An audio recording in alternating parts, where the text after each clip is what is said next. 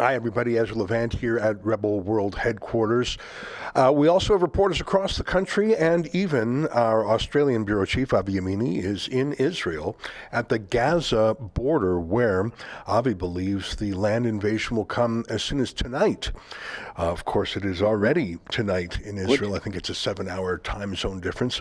So Avi is watching. He's waiting. In fact, he stands by. We're going to go to him right away. I see there's rockets flying behind him. Go ahead, switch over to Avi immediately. I just saw him on the other screen. Rockets fly by. Avi, can you hear me?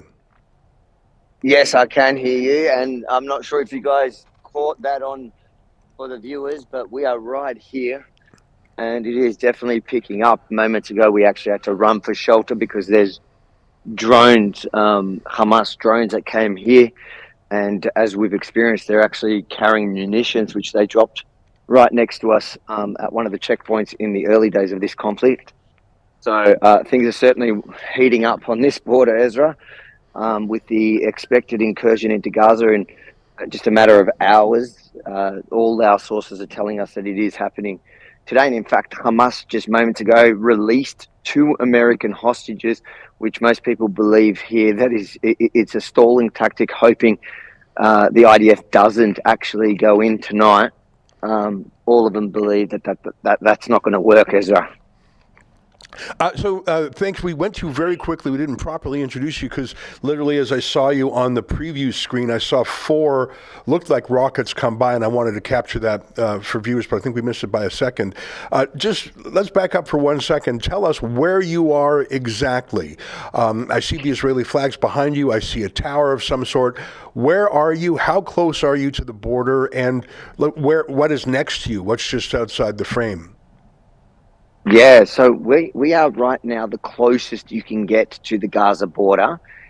It's the edge of Sderot, 600 meters that way, where the rockets are coming from, that direction. That is Gaza. That's the Gaza border. A little further ahead is Gaza City, the capital. This exact spot behind me is where terrorists came through 2 Saturdays ago, where they marched up this road alongside me and hunted and butchered, maimed, sorry, there's military personnel coming in. Shalom. Oh, Shabbat Shalom. Oh, what is it? Oh, we can't be here now. We're being told that it's too dangerous to be here now. So we might move so the open space, hold on, wait a second. The open space. So we'll move closer to the shelter. Is that? Oh, on that side. On that side, this side here. Oh, okay, yeah. So come, we'll go around. So this side here.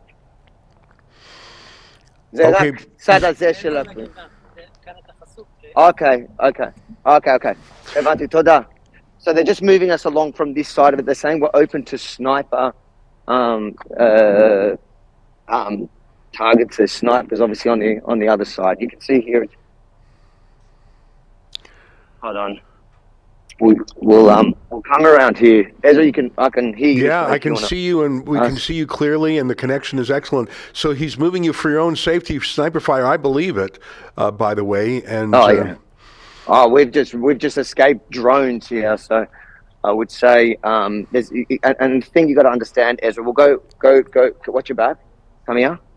We'll go here closer close to the bomb shelter. Just before we came on, we had to escape a drone attack. So, Mazer?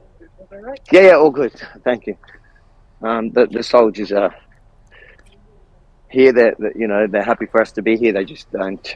They want to make sure this is a military zone. So there's no mainstream media here. They've all fallen right back. And the only people here are a handful of alternative media, which we've basically formed a group. There's another Aussie here, and there are more people that cover wars in general, from they were in Ukraine or whatever.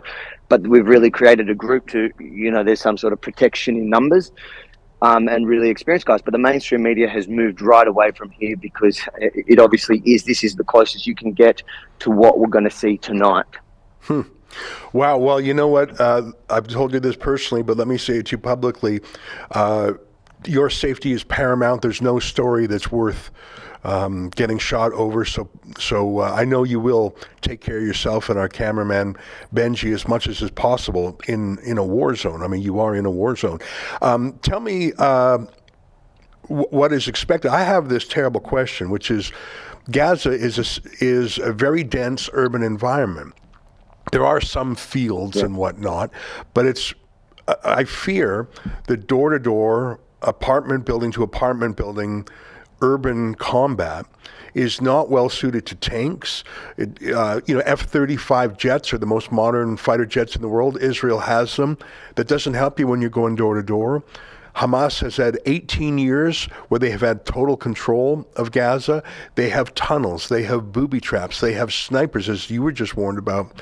I'm worried that the invasion of Gaza will be a terrible cost for I hope it inflicts a terrible cost on the Hamas terrorist group, but I'm worried that it'll inflict a terrible cost on Israeli soldiers, and that cost will be enormous. And I mean, I suppose that's what all wars are like. But given that you're going to have, you've got two enemies there. You've got the Hamas terrorists, and then you have the mainstream media who are going to lie about everything the Israeli army does. I suppose an invasion has to happen, but how does Israel mitigate the damage and the casualties to its own troops? I'm very worried about that. Yeah, you're right, Ezra. Look, I think nobody's lying to themselves, and that's probably why it's taken so long. This is almost 2 weeks since the attacks. It will be 2 weeks because by the time they go in, it'll be it's 8 now. We're not expecting that is a red alert. Grab the thing. So there's rockets coming this way. Come in here. Here we go. It's coming our way. So this is the bomb shelter. Does it come on me? Yeah. So the bomb shelter is actually the synagogue, the local synagogue, which is empty now. As you can see, the only other people here, besides for military, are other alternative media. The mainstream media, probably in a much safer spot than this. But I think it's important for the world to see what's actually going to happen here tonight, because the only other media that's going to get a shot on it will be coming from Al Jazeera from the other side, on well-planted cameras to cut exactly the narrative that they're trying to portray. But yeah, nobody's lying to themselves. Everybody understands that this is going to be an extremely dangerous incursion. But every single, and this is the first time I've been talking about it for a few days, this is the first time I've spoken to every Israeli, doesn't matter from the left, from the right, everybody agrees that no matter the cost, they have to go in, because the cost of not going in, they witnessed the outcome of that is they know what that cost is. So they believe in their army, and they believe in the last 2 weeks of preparations, and everybody's praying for them and hoping that this is the success. And for them, the success is to wipe Hamas out. Yeah. And I suppose this is a foolish question to put to you, but I'm thinking long term. Let's say Israel goes in, destroys a lot of the Hamas leadership, kills a number of Hamas terrorists, and I've seen estimates of 20,000, full-time terrorists, let alone people who help and aid and abet. Let's say that the bulk of them are decimated and the bulk of the infrastructure is destroyed. What's the long-term future for Gaza? Because Israel occupied it until 2005 and then gave it back. And unless Israel were to occupy it on a permanent basis, which I don't see that as feasible, how does it not revert to this, if not under Hamas, under a different terrorist group? How is this dealt with in the long term, or is that a problem for another day? Yeah, look, I think that's a question a lot of people are asking. But at this moment, I think locals are saying, let's push that off to later. Let's get rid of the problem now. And the problem is Hamas. They feel like, I don't know, you can speculate. Apparently, maybe they want to get the Palestinian Authority to take control of Gaza too. Better the evil you can work with. than the absolute evil that perpetrated some of these, some of the most horrific crimes this nation has ever seen, especially in numbers, and some of the barbaric actions that took place literally in the community we're standing in now. So I think people's focus right now across the country, whether it's civilians or military or even politicians we've spoken to, is we have a short-term mission, and that is to cut the head off the snake, get rid of Hamas. I think Hamas is nervous. Israelis are nervous. Israel's nervous, and obviously there's this border here, and most people are expecting once this border opens, once the incursion starts, Hezbollah in the north is going to try escalate it so that it draws some troops there as well. So you have at the moment 300,000 reservists. Currently, we can come out. It's all good. But so this is the biggest operation Israel has ever tried to come. We'll go back to that spot here. This is the largest operation, especially from the standpoint of the manpower. We've never seen that many. And Ezra, just so you know, they got 150% response in reserve up calls. So meaning when they called up 100,000 reservists, 150,000 came, and they refused to leave. So while everyone knows that the cost is going to be high, go here. Yeah. While everyone understands, and nobody's living in a fantasy here. People get, and look, this is a nation that's also been at war several times. They're shocked to the core about what they witnessed on these streets behind me, in front of me, but war they've seen. Now this is going to have to be a war of proportions that they haven't seen, and they're going to have to win in a way that they've never sort of won in Gaza before. They've gone in a few times over since 2005, since the disengagement, but the operation that has to come out now is going to be something no one's ever witnessed before. And I think it's clear that Israel's nervous. People believe it has to happen no matter what. But Hamas is also nervous. It's no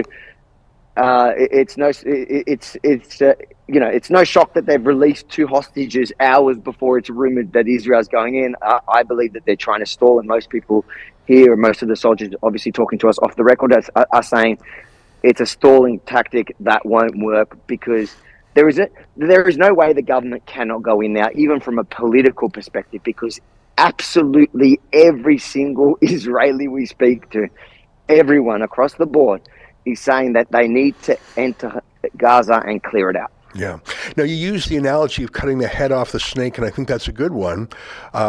I think of the 7-headed hydra, the mythical creature that when you cut off one head, 2 more sprout back. But to stay with the analogy, the head of the snake is not in Gaza. It's in Qatar, in the city of Doha, where the Hamas leadership lives in the Four Seasons Hotel with the protection and the blessing of the dictatorship of Qatar. And that's the head of the snake. I mean, sure, they have their lieutenants and their middle management of the terrorists on the ground in Gaza. But to truly cut the head off the snake, it would be taking out the leadership in Qatar. Now, Antony Blinken went to Qatar earlier this week, and he, as far as we know, at least didn't publicly demand that they do anything, didn't demand that they kick out the leadership, didn't demand that they arrest them, didn't do anything. Actually thanked Qatar for, I think the exact word Antony Blinken used was, "We appreciate you helping to negotiate for the hostages." So I part of me thinks if you can deal with the snakes, the nest of snakes on the ground in Gaza, but the head of the snake is safely 1,000 kilometers away.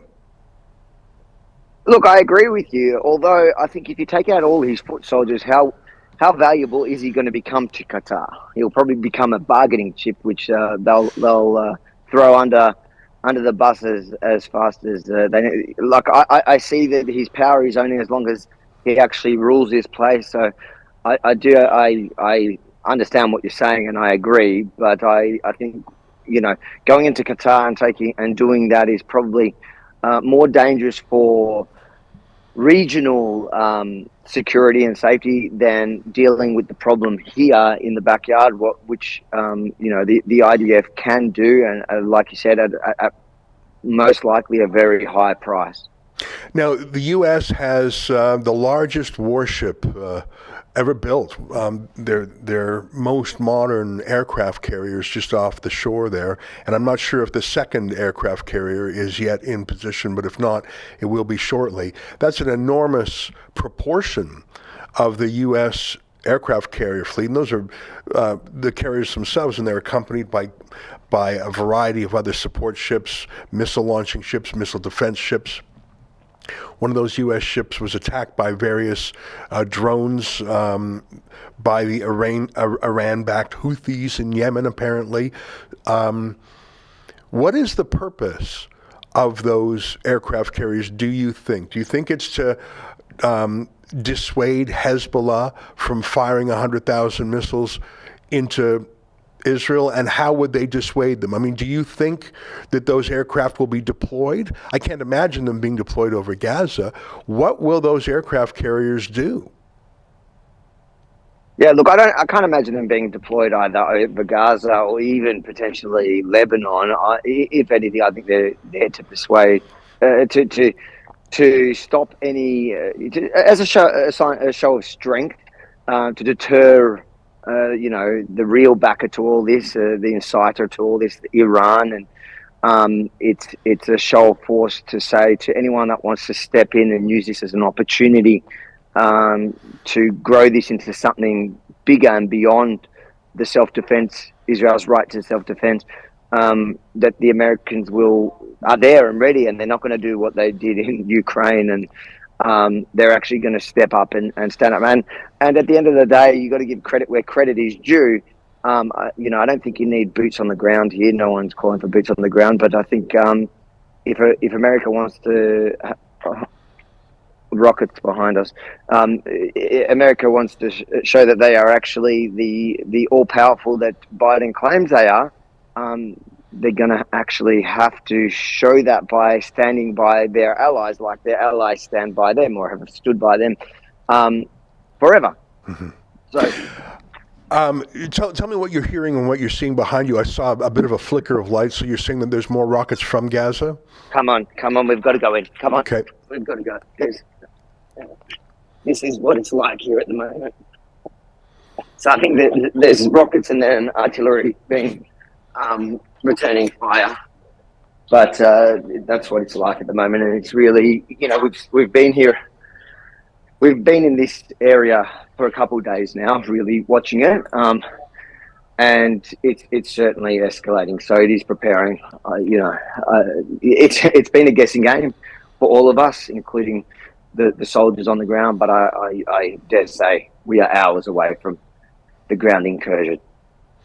All right. Well, listen, it's great to catch up with you. Stay safe. Go into that bomb shelter as much as you necessary. I'm glad you're on the ground there. I'm frankly a little bit nervous about your safety. I know you're wearing the bulletproof vest and the helmet that we crowdfunded for you, so that's really the precaution to take if you're there. I mean, I hope you'll stay close to the bomb shelter there.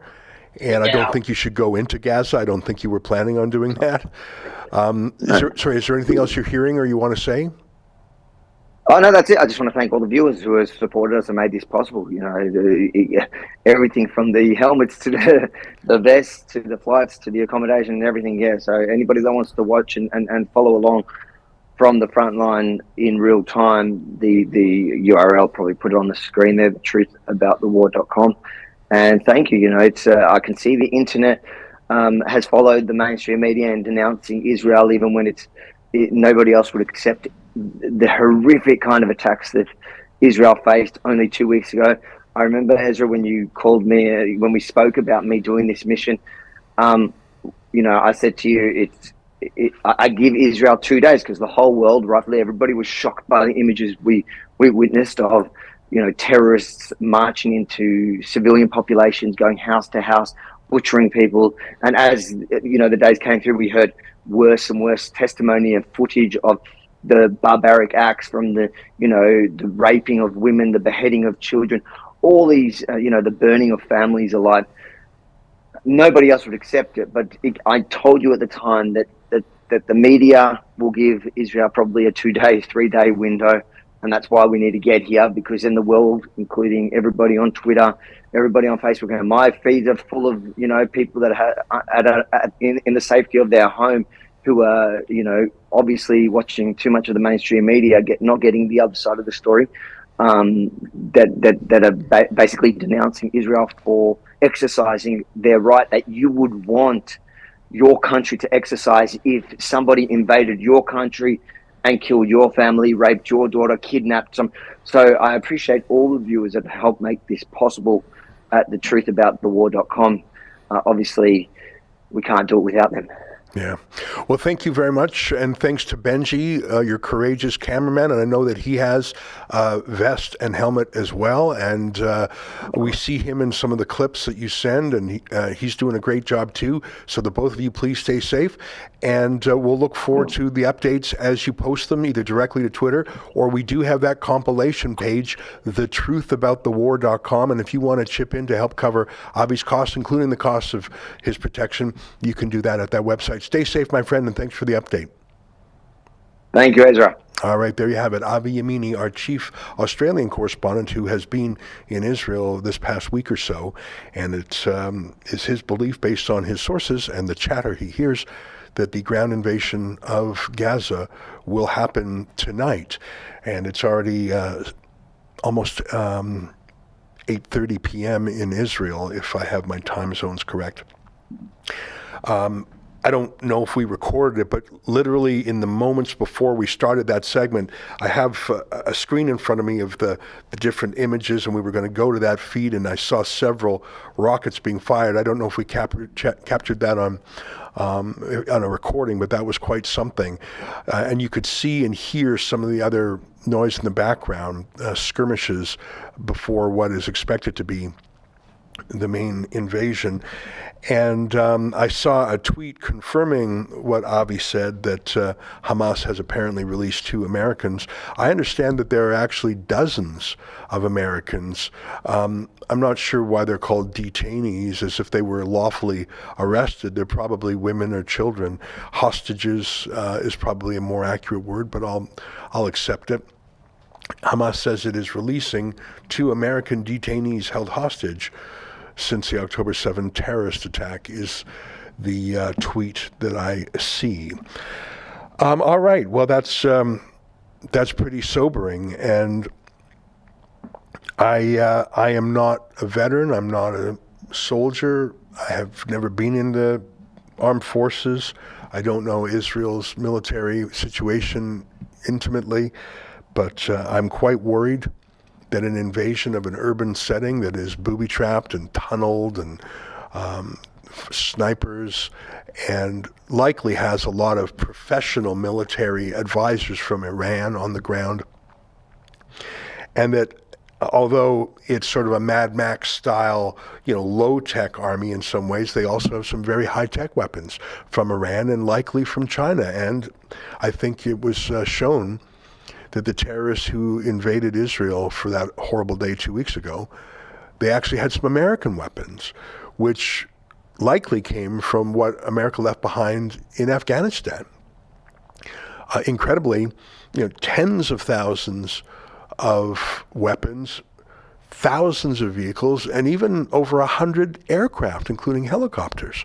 America abandoned an enormous amount of weaponry to the Taliban, some of which has surely made its way into the hands of Gaza. And I saw reports, I don't know if they were corroborated, that some of the weapons that have been moved to Ukraine have wound up there as well. I haven't seen that corroborated, but I've seen reports of it.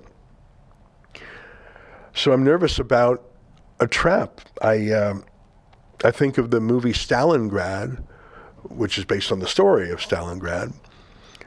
Enemy at the Gates is one dramatic retelling of Stalingrad. 1 million casualties.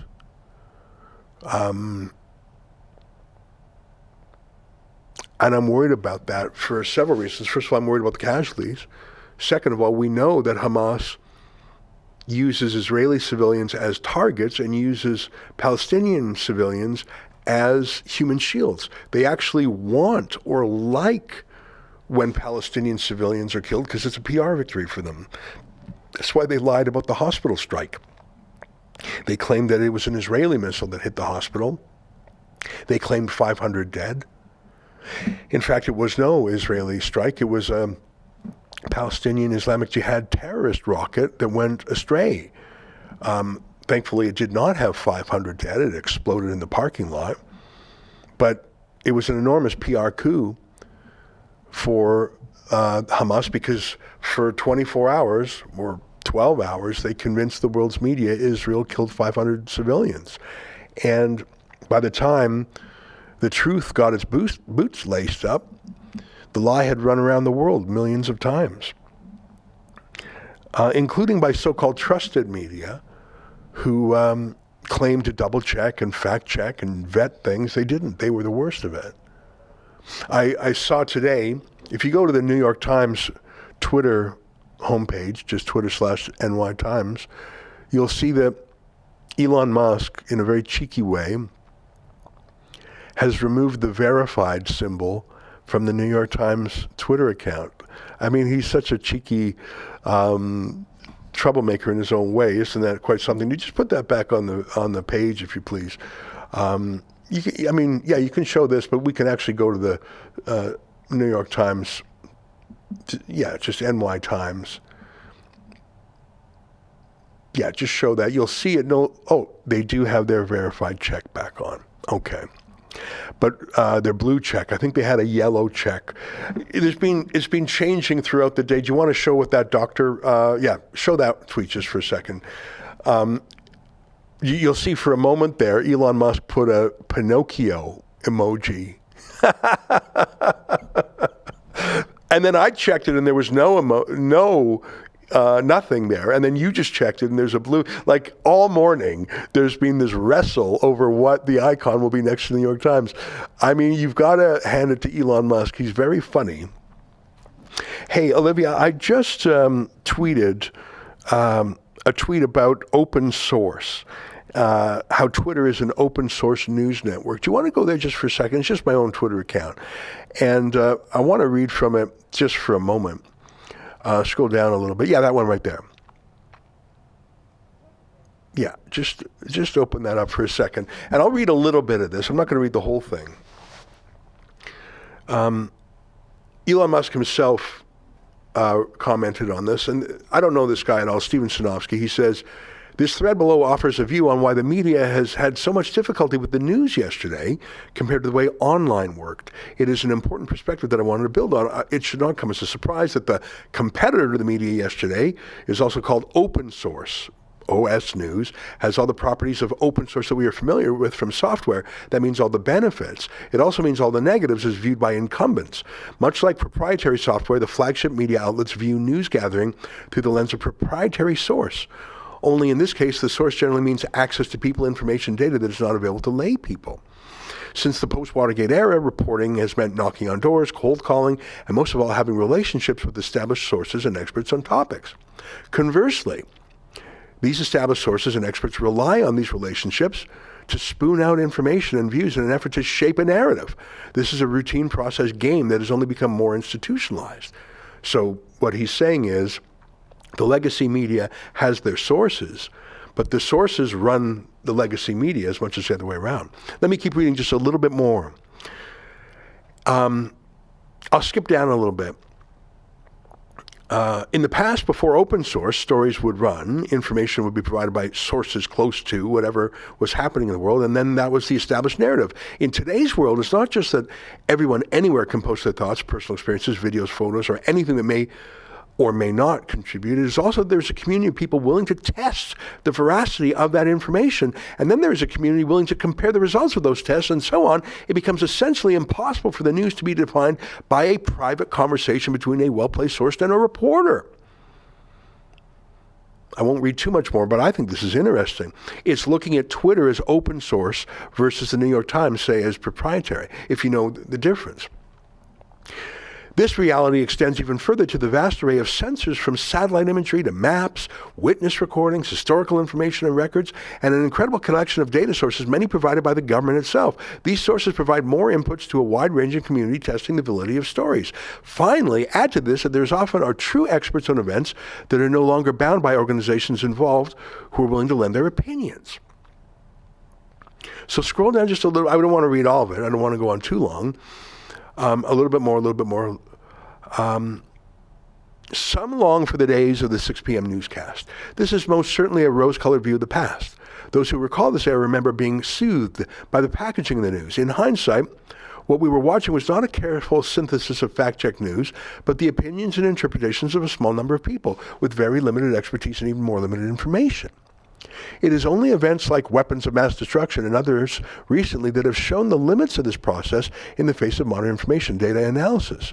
I kept asking myself yesterday, so he's talking about the story about the hospital, how different the weapons of mass destruction story would have been if it happened 20 years later. How would a generation of events have unfolded? Okay, and then this is perhaps the most important part. I know I'm reading a lot of this, but don't you find it an interesting way to look at Twitter as open source news? It's easy to cry misinformation, but that is not what's going on. And here's what's so interesting about open source news. Misinformation is when actors deliberately falsify what is going on. Sharing something and having an opinion as just a random person isn't that. It is misinformation for institutions that trade on trust and truthfulness to put forth information that has not been vetted by a community or has not used all available sources. So he's basically saying that the New York Times, by putting out a story how Israel did it without vetting it, that was misinformation. And then he says, news gathering has come far enough now to know that the news is not simply what one actor said off the record, confirmed by a person down the hall from that actor. The actors themselves have to deal with open source information. All right, I won't, frankly, the whole thing's interesting, but I don't want to read the whole thing. I think he's right.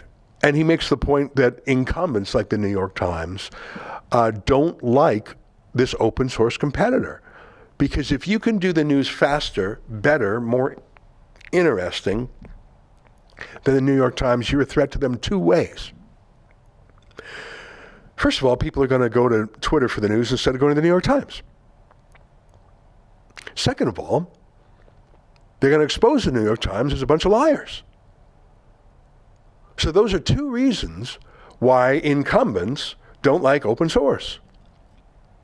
And I see, was it today or yesterday, Elon Musk had another tweet about something called NewsGuard, which is a group of industry insiders with government funding whose job is to rate the accuracy of different news sites. And they basically go around, and news sites that are part of the narrative, they give the thumbs up to, and those that are not on the narrative, they give down thumbs to. So Elon Musk tweeted this yesterday night, said, disband NewsGuard. Anything with a name that sounds like it came out of an Orwell novel should never be trusted. Scroll up, look at what he was replying to. A little bit.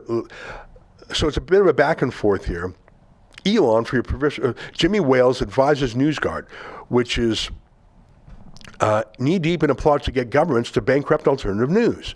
NewsGuard worked with the European Union on new disinformation code. Its business model has disinformation compliance services with censorship laws. And I know this because we fought with NewsGuard. Now scroll up a little bit. So a little bit more up. And then click back because he replied to this. He said, scroll up a little more. So he said, what a scam.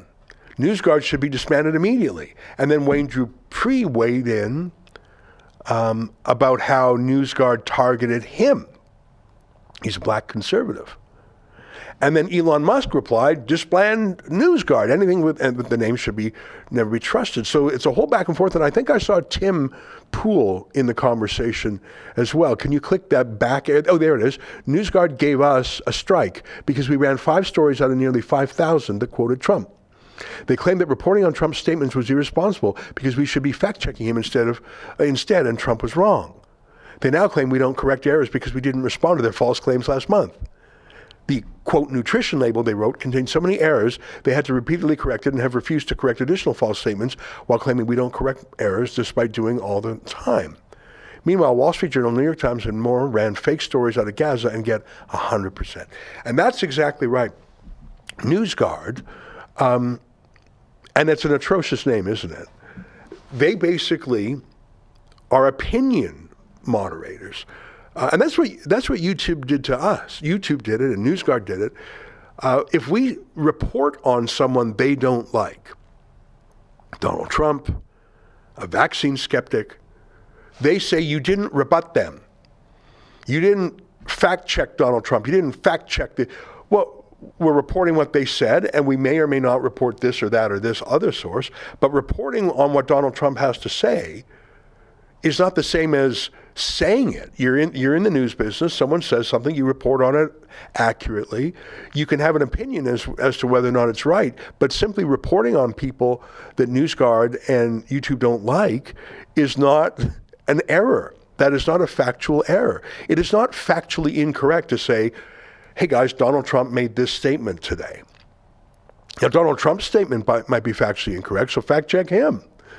But to say to journalists, you cannot even report anything, they took this approach to Robert F. Kennedy Jr. They said the only way you could report on Robert F. Kennedy Jr. was to criticize him. That's the NewsGuard approach. So that goes to the open source information. All right, well, it's 1:36 and we've had a good talk about things. I want to take a short break to show you some clips, some ads of what Rebel News is up to. And then we're going to come back because I got some more videos to show you. So here, take a look at some of what's cooking at Rebel News. Do you want to start feeling like your pre-COVID self again? You're not alone. The wellness company's Spike Support Formula is an all-natural supplement to help people do just that. It was created by cardiologist Peter McCullough and his expert team of doctors to help the people experiencing effects from COVID and the you-know-what. Go to twc.health/rebel today.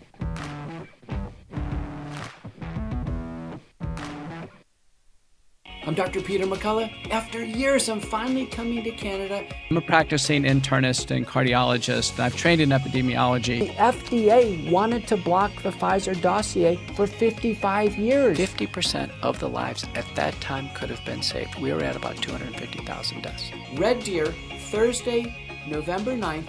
Get tickets at canadiansfortruth.ca. See you Thursday, November 9th.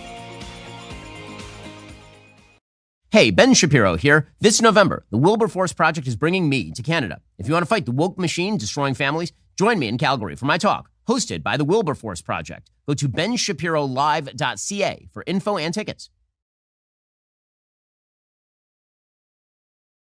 Come on out November 25th. It's all aboard the Freedom Train in Niagara-on-the-Lake.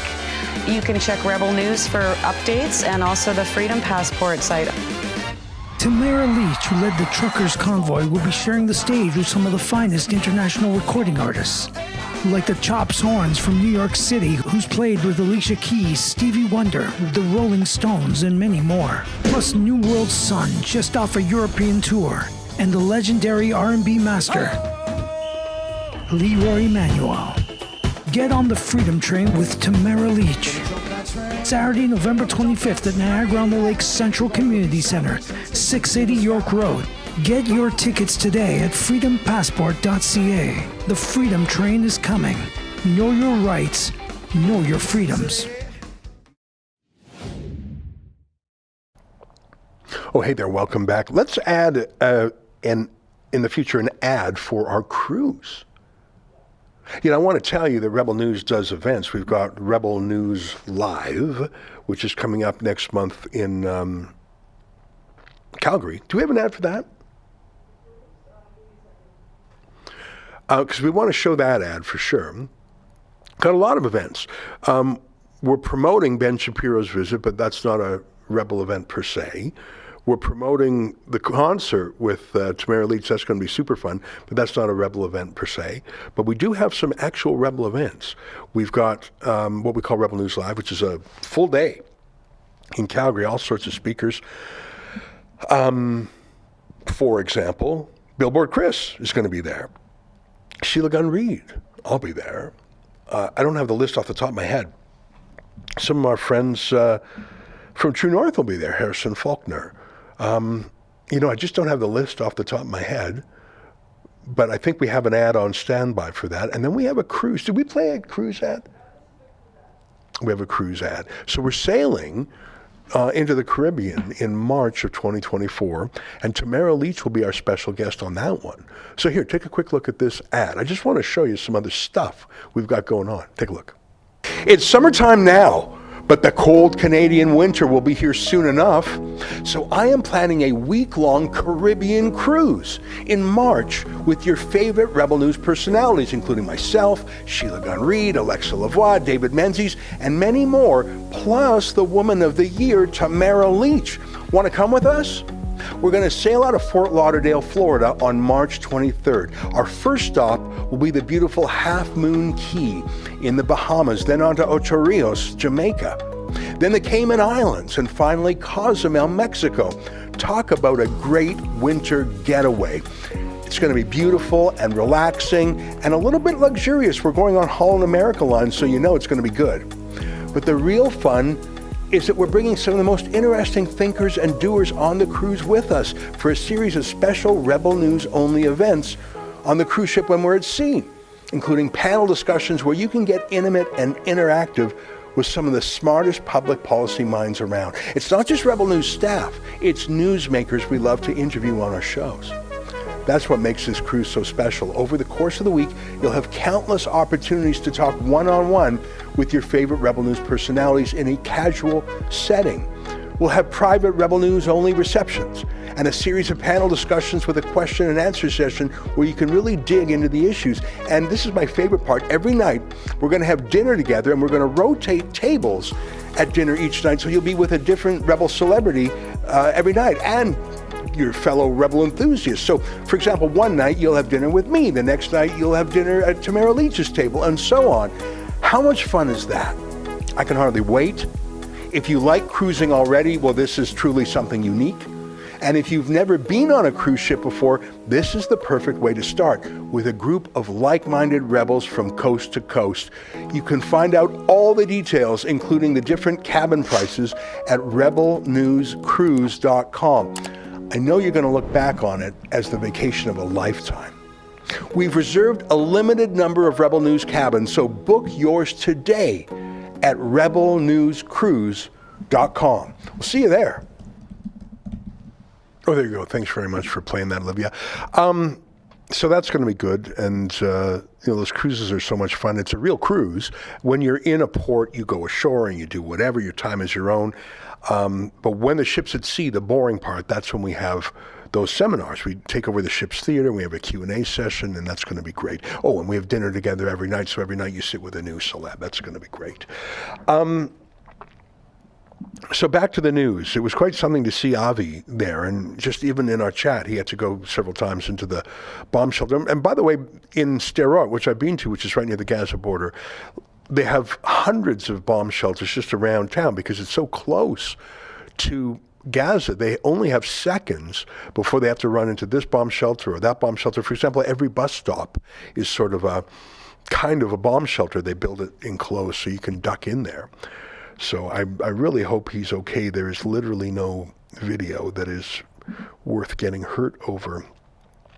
But you can see he's taking advice and following it, which is good.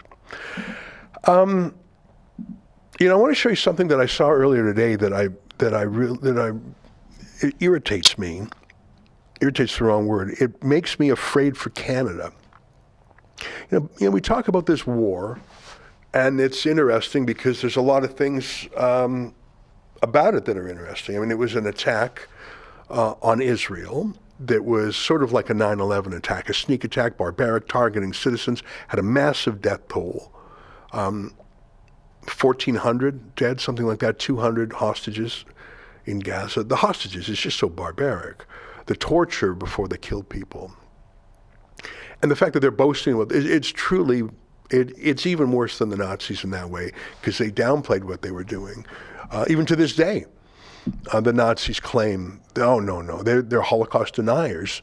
They're saying, no, those were not death camps, etc. Here, Hamas literally live streamed their brutality. Dozens of foreign citizens are hostage.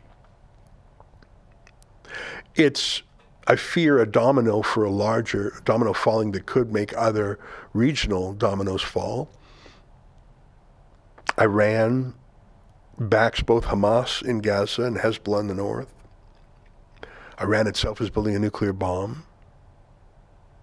There's Turkey, which is saber-rattling. Russia says it's now having a patrol with a long-range, high-speed missile.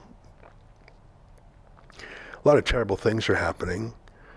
I don't think the United States has ever deployed troops to Israel, and I don't think Israel has ever requested it.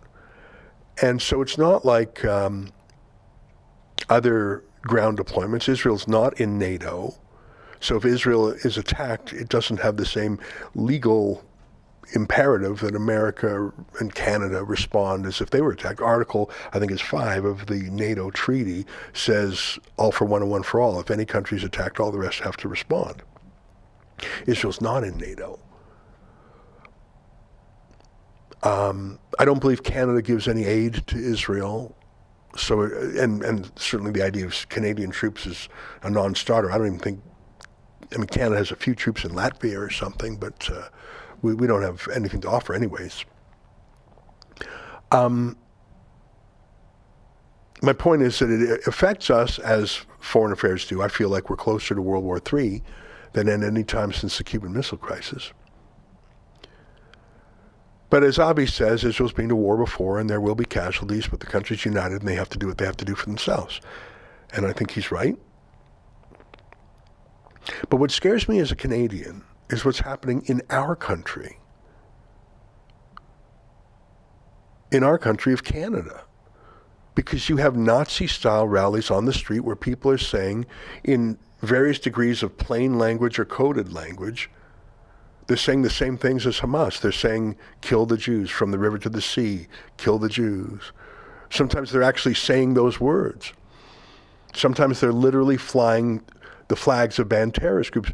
The Nazi Party is not actually a banned terrorist group in Canada. I don't think the Nazi Party exists anywhere, actually. And a Nazi flag is not illegal. Of course, it's an extreme bad taste. It's the sign that you may be a Nazi. But even being a Nazi is not a crime in Canada. Even saying Nazi things is not a crime. But there's a list of terrorist entities in Canada that are criminal organizations. And the criminal code says you can't participate, facilitate, instruct, or harbor those terrorist groups. Those are the 4 big categories. So instruct is pretty clear, harbor.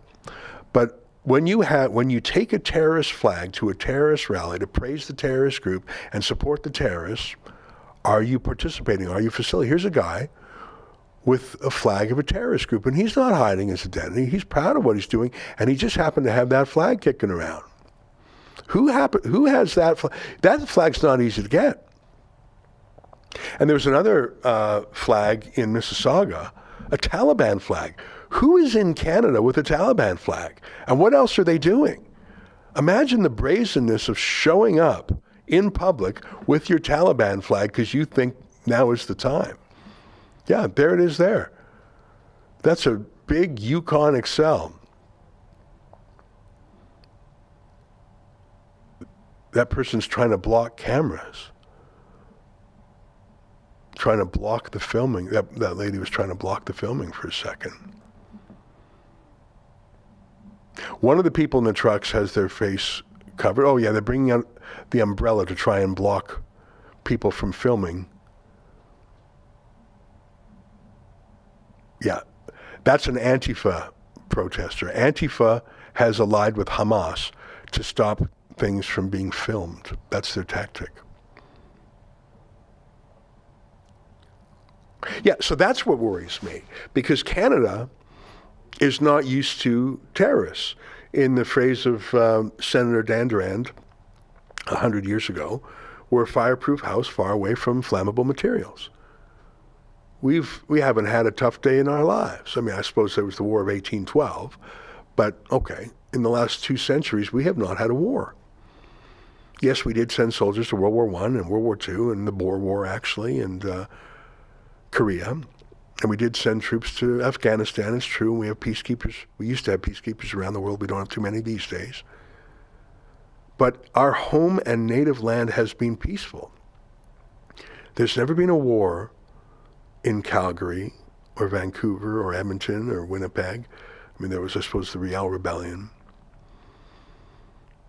We were a fireproof house far away from inflammable materials. And now we have brought thousands of people who are terrorist supporters, who are chanting in support of today's Nazis. And they're not just doing so in plazas. They're not just doing so outside the Israeli embassy. Today, in fact, it might still be going on right now, but an hour and a half ago, they were in front of a Jewish community center in Toronto. Here, play that clip for a second. So this is in downtown Toronto, Spadina and Bloor Street. I can't. Bye. Oh, no, I'm not.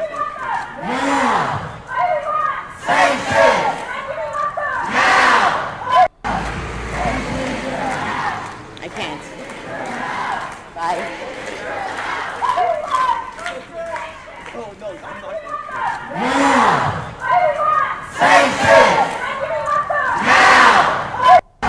Thanks. What are they saying? What do they want now?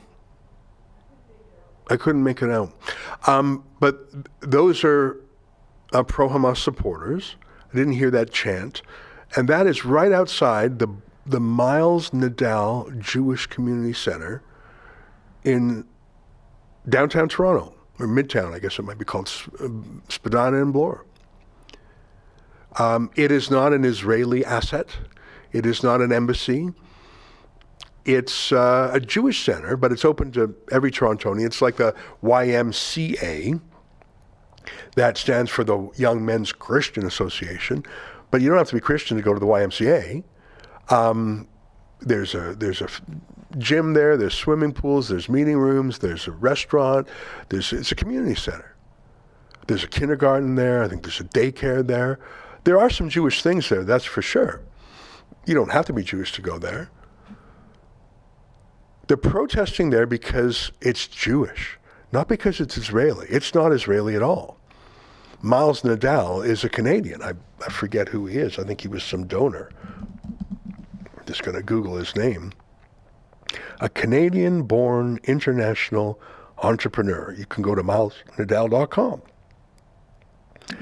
He's got his own website, apparently. Go to milesnadal.com. He's an international entrepreneur and philanthropist. He passionately believes in championing people to pursue their dreams, dare to dream. He's got a big philanthropy section, community, children's welfare, healthcare, education. He just happens to be a Jew. And so he supports Jewish things. Yeah, go ahead and put that on. Just like he's just a guy. He's born in Canada and he supports Jewish things. And I mean, there he is. He gives to the Kiwanis Club in Toronto. He gives to the Schulich School of Business in York. He gives to a school in Miami for some reason. He gives to the Cancer Center. He gives to the big Toronto Mount Sinai Hospital in Toronto, which is again named after the Jews, Mount Sinai Hospital. That's because 100 years ago hospitals wouldn't hire Jewish doctors, so the Jewish doctors started their own hospitals across North America. If you ever see the Mount Sinai Hospital, there's a bunch of them. Those are hospitals that 80, 90, 100 years ago were, yeah, I think she can take it down now. Those are hospitals that were set up by Jewish doctors who weren't allowed to practice in the regular hospitals, and they're still often regarded as excellent hospitals. So basically a Jewish philanthropist who gives money to some Jewish causes, but you don't have to be Jewish to go to Mount Sinai. You don't have to be Jewish to go to York University. So he gives millions, probably, I don't know, I don't know, never met him. Maybe he gives $100 million away. But because he's a Jew and because he supported this Jewish community center that everyone in the world can go to, Hamas was targeting him and that place. Because they're not against Israel, full stop. They're against Jews. They want to kill the Jews. That's in the Hamas charter. Maybe we should go through the Hamas charter now. We'll only have fun. Let's do that another day. Let's take a day and really go through the Hamas charter. The Hamas charter is the constitution of the Hamas terrorist group. Let's go there for 1 second. Let's go there for, just Google Hamas charter. Just type that in and click on the version from the, like there's different translations of it. I want to use one that people will acknowledge is neutral. Like I don't want, like the Israeli government obviously translates it. Let's go for the Federation of American Scientists, which is a left-wing organization. So they're not going to, I mean, I could show you the Israeli government one, but a conspiracy theorist would say, oh, that's not accurate.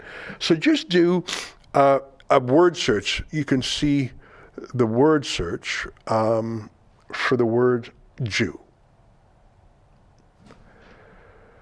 For our struggle against the Jew is extremely wide-ranging and grave, so much so that we will need all the loyal efforts we can wield.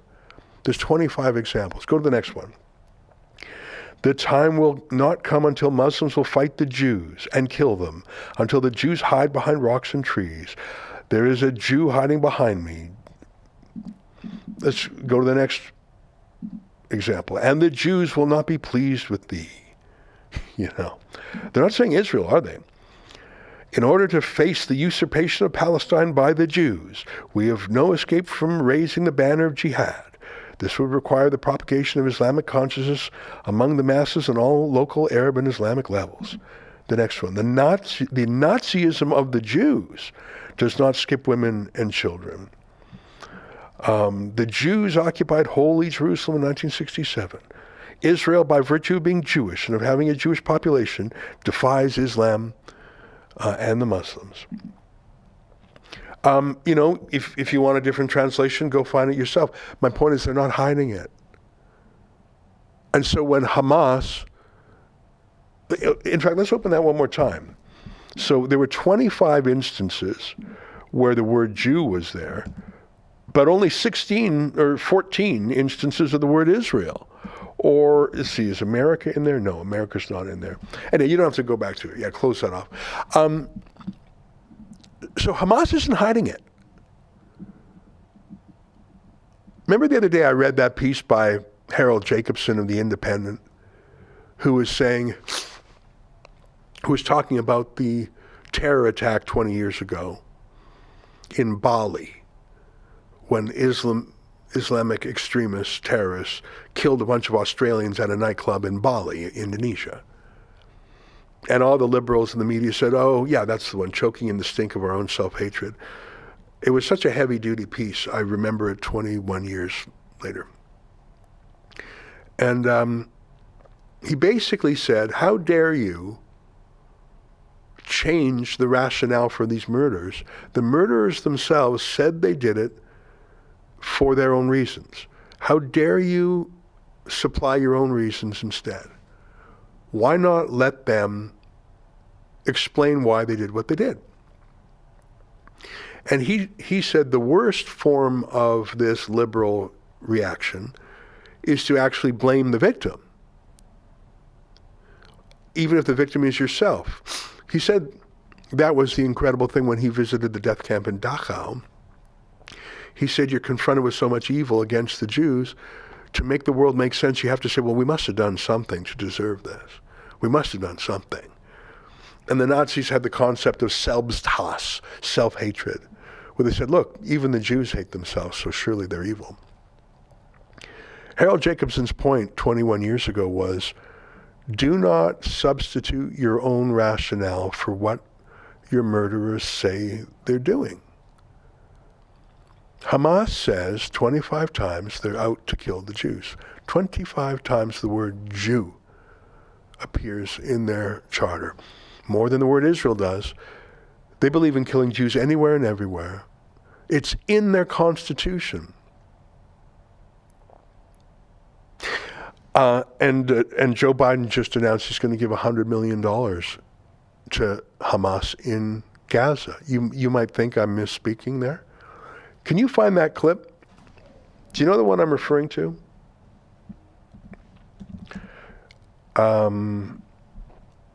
You know what? I won't make you search for it because I don't know how to properly describe how to find it.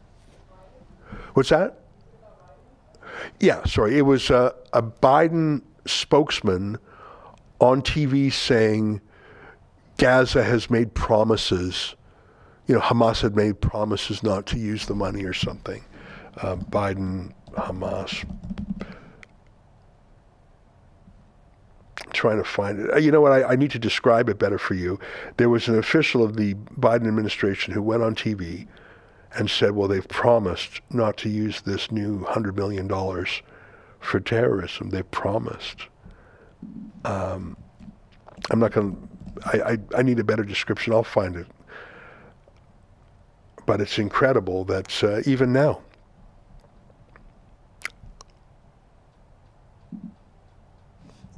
The government's going to provide $100 million. I think I found it. Humanitarian aid for Palestinians in Gaza and the West Bank. The president even acknowledged that it. All right, I can't find it. I'll have to look for it. Yeah, I can't find it. Sorry to take your time in live TV there. Maybe that's him. Yeah, is that him there? Let's just take a listen. I'm not sure if that's the one. Let's take a listen. And when I see what's happening to the country I served to defend and protect, and now we're sitting here watching millions of illegals come in, of which thousands of them. I'll look for it and we'll come back to it. But there's an administration official who's been doing the rounds, CNN, etc., saying we're going to give $100 million to Gaza. And someone says, how will you ensure that doesn't go into the hands of the terrorists, given that Gaza is run by Hamas? And he says something like they're going to promise. I'll find it again and we'll come back with it. I don't know how to describe it for a search well enough. So yeah, I'm worried for Israel because I'm sympathetic to Israel, and they were dealt a 9/11 style blow. And it's terrible, and they're dealing with Stone Age barbarians worse even than the Nazis. And I have an affection and an ethnic kinship to Israel. That's part of it, of course. They're the only democracy in the region. That's part of it. And any human being of any race or religion or ethnicity should be appalled by the torture, murder, rape, brutality against civilians, deliberate, and cheering that and killing infants. Killing infants because they are of a certain race or ethnicity or religion there's nothing lower, there's nothing more barbaric. So anyone of conscience should be opposed to that, and I am. But what scares me is in our own cities, in Toronto and Mississauga and Ottawa, Montreal, Calgary, Edmonton, Vancouver,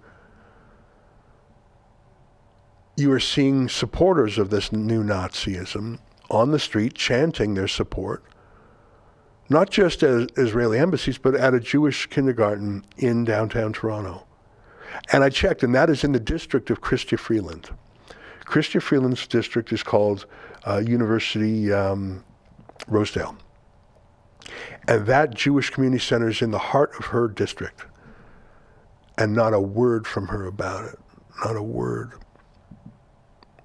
That's what scares me. Because when you have thousands of people coming out to support Hamas, and some of them even have their own terrorist flags, just kicking around the house. And when they chant from the river to the sea, which means kill every Jew in Israel, and when they support the Hamas charter, which says kill every Jew, you don't think some of them mean it? And even if they don't mean it, how terrifying to be a Jewish kid in that kindergarten. That video was taken at a party. And then on the streets, you have, what are we looking at there? Is that outside the Anti-Semitism conference? Yeah. So here's, even at the Anti-Semitism conference in Ottawa, that looks like it was filmed from inside. Oh no, it's filmed outside. So those are anti-Semitic protesters at a conference about anti-Semitism. So it wasn't an Israel conference. No Israelis in there as far as I know. Maybe there was by chance, but there was not an Israel conference, nothing to do with the state of Israel. It's about anti-Semitism. And a bunch of Hamas supporters go there because they know there's Jews inside, maybe hiding in the attic. That's the state of Canada. And I'm more worried about that than I am about Israel, because Israel is at least awake to these problems. It's 2:05. I see a super chat from Ableist SL. The fact checker should face legal ramifications for mass defamation, such as nasty prison sentences, fines and asset seizures, and hell execution might be required, as prison won't stop most of them. I disagree. I think they should just be exposed in the open source journalism to be liars. I don't think we want to put people in jail or worse for having the wrong opinion. That's sort of what they do to us.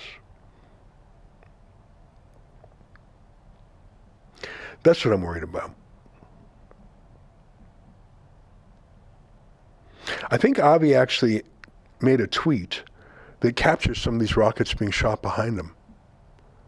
So you want to show that, and then we'll close on that? So here's a video.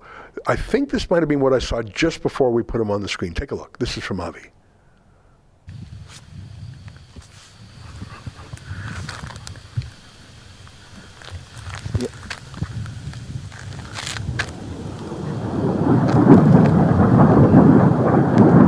Yes, I can hear you, and I'm not sure if you guys caught that on for the viewers, but we are right here.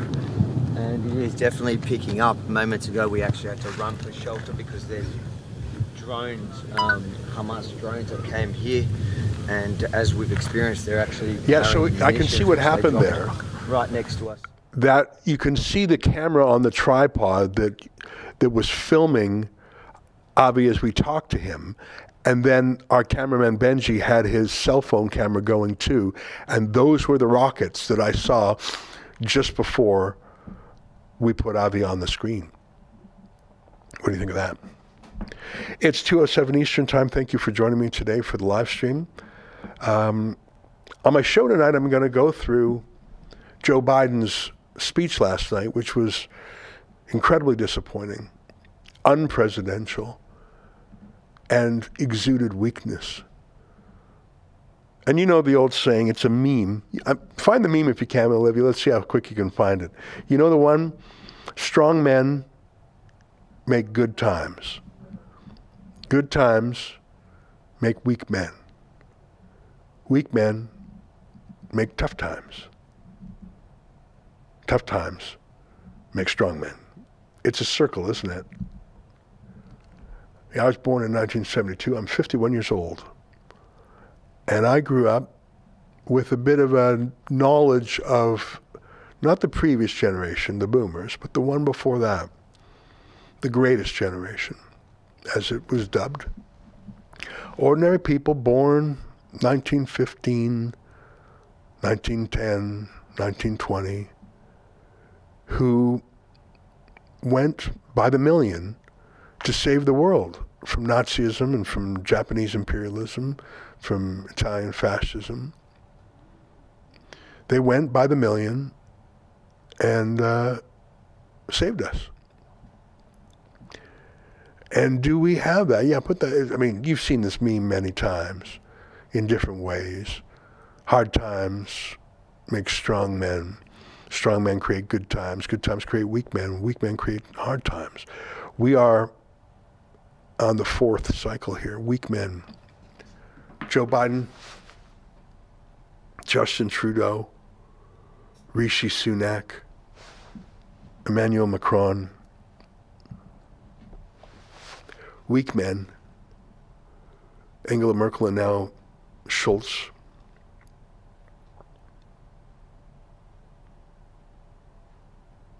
You know, people didn't like Trump because they didn't like his personality, his temperament, his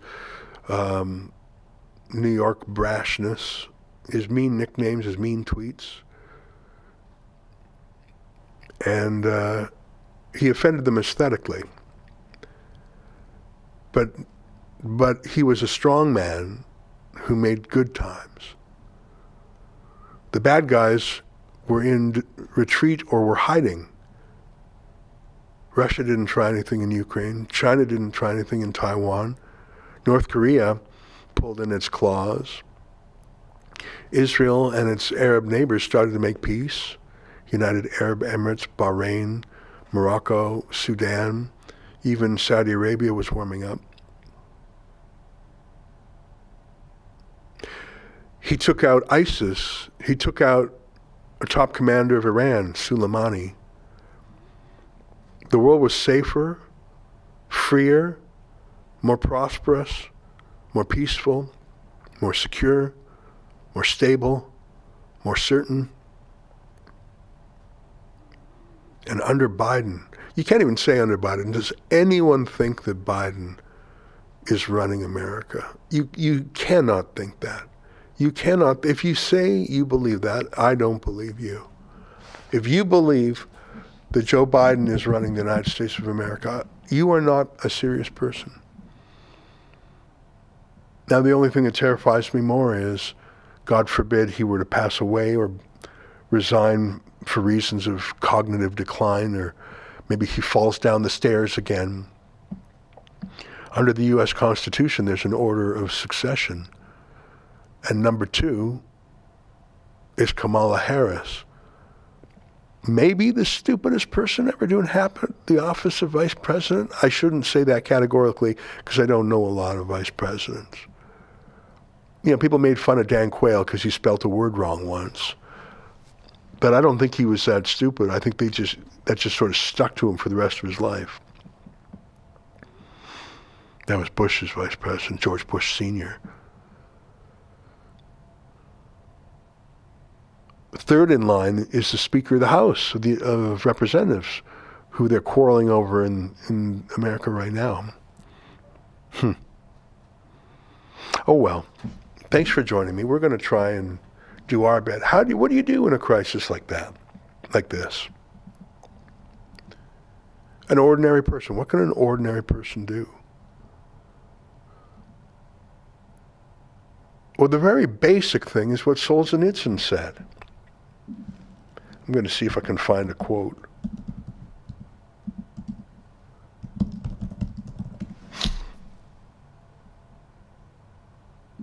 I can't find his exact quote, so I'll paraphrase it.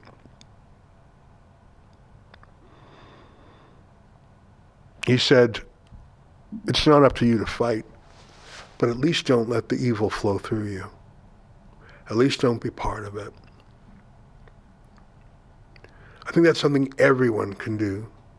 Don't be part of it. Don't accept it. Don't tolerate it. Don't spread it. Don't say ditto. Show the Edmonton hate bridge. The city of Edmonton, which is run by a former Liberal MP, Trudeau MP named Amarjeet Sohi, former Trudeau cabinet minister. He refused to denounce Hamas even in the hours after the atrocities. And he's ordered that the bridge, the high-level bridge, be lit up in Hamas colors. I'm sure if it were 1940, he would have a bridge lit up in the same colors for the Nazis. Imagine being a Jew in Edmonton and your mayor says, we're going to celebrate Hamas.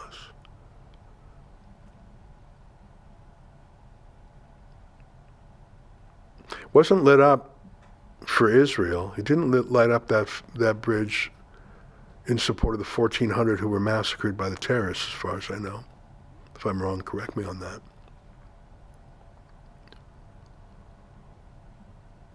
It's just astonishing. What really worries me about this war is not the war, it's the home front. I think Israel can still handle itself. I sure hope so. But what about our own country and our values and our safety and our tolerance? And I say this as a right-winger. When you have people chanting for death to the Jews outside a Jewish kindergarten, and the MP says nothing and the police do nothing, even though it's a banned terrorist group under the criminal code, we've got a problem in Toronto, Montreal, Ottawa, Vancouver, Calgary. The problem is here. The problem isn't just in Gaza. On that terrifying note, let me thank you for joining us. If you want to join me at 8 p.m. Eastern tonight on my show, The Ezra Levant Show, you can subscribe by going to rebelnewsplus.com and clicking subscribe. I'll go through Joe Biden's pathetic speech. Until tonight, on behalf of all of us here at Rebel World Headquarters, to you at home, goodbye. And keep fighting for freedom. What evidence are you waiting for to see in the hospital explosion in Gaza before you assign responsibility for that incident? Obviously, the hospital explosion was a terrible, terrible thing. We deplore the loss of civilian life, of innocence. We are working with our allies internationally to make sure that we can determine exactly what happened. The protection of civilian life, whether it's hostages being held by Hamas or civilians in Gaza or elsewhere, needs to be at the forefront of everything we do, not just in the region, but as an international community. And that is what our